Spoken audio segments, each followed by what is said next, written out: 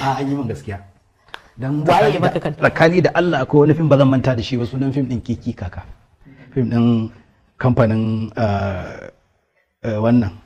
dan Azumi Baba Kamaye kenan. To a wannan fim din aka yi min alƙawarin role, wallahi na je kofar bai na sai kaya aka wanke su aka goge ina jira rana na zuwa ko aka dauke mu a mota aka je kamar makaranta za a yi rana.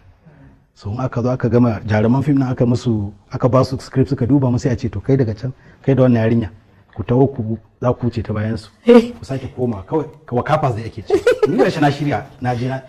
dai dinka kaya ka wanke da kuma amma kuma a shi wakafas zai kin ga wannan aikan to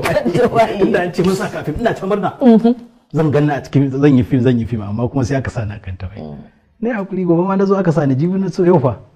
ni ma na taba producing wani film na ba wani wai irin ni ba na so a sani sai na bada sai a kira